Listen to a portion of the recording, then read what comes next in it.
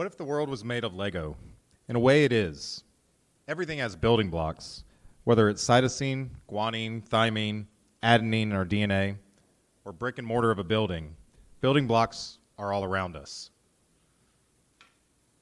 Sometimes, well, a lot of the time, I like to imagine the world if it were Lego, even myself.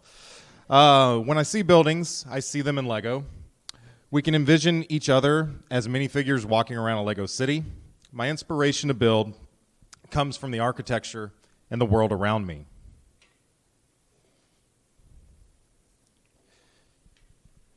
Pictured here is a 1930 high school building in Navasota, Texas. It was actually the first building that I stepped into when I began my teaching career in 2009.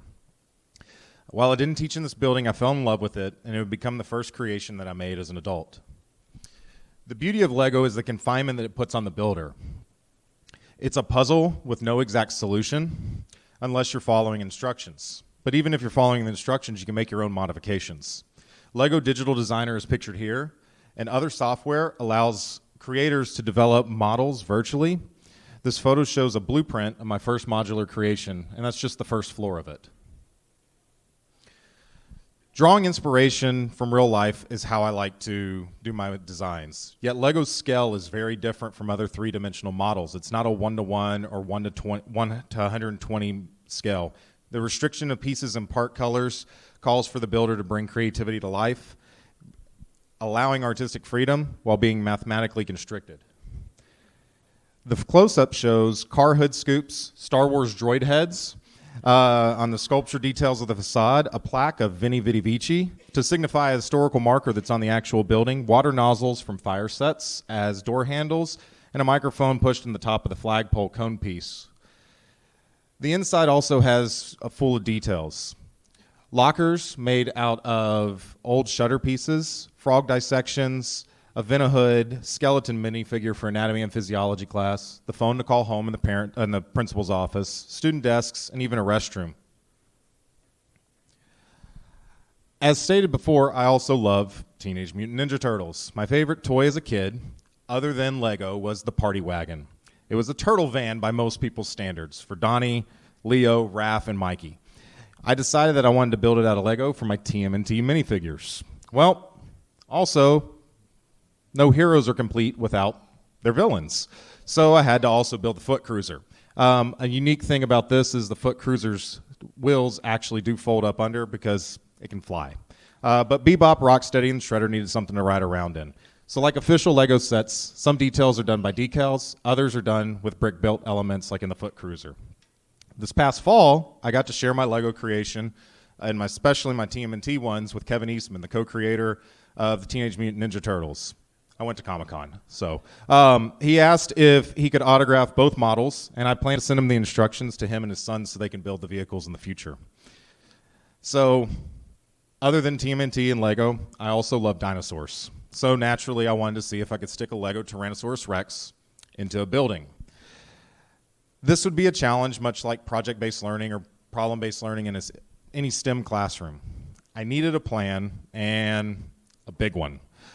The biggest part of the challenge was sticking with the standard Lego modular design that I use, is sticking to the 32 by 32 stud base plate, which is 10 inches by 10 inches. This T-Rex needed to be placed in an angle, which left no room for stairs. My solution was a glass elevator. A lot of math was needed to display the science that was found in this museum.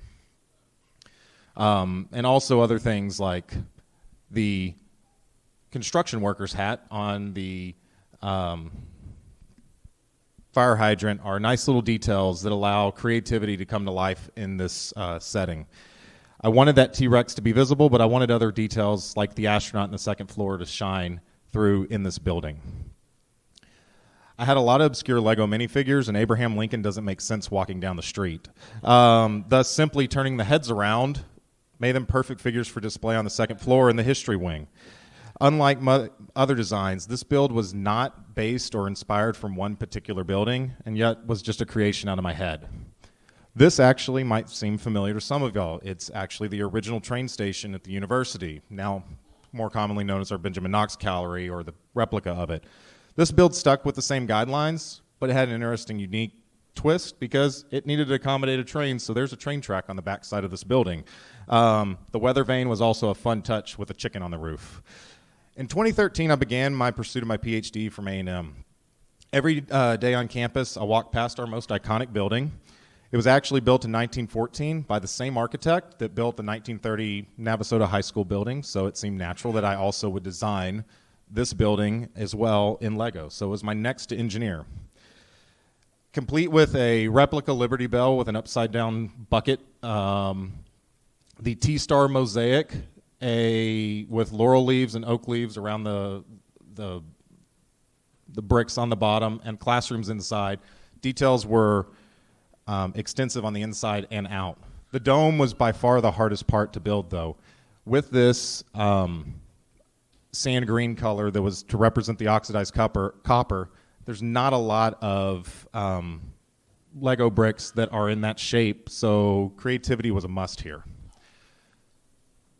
Now, currently in my office on campus, the Lego Academic Building consists of over 5,500 pieces that were nothing more than a pile of plastic at one point. Using mathematics, planning, and some creative engineering, I was able to build an Aggie icon. Lego offers the ability to access STEM principles: planning, designing, revising like a science experiment, utilizing technology for builds, engineering a creation, and playing with mathematical relationship make this toy amazing for learning for all. Thank you.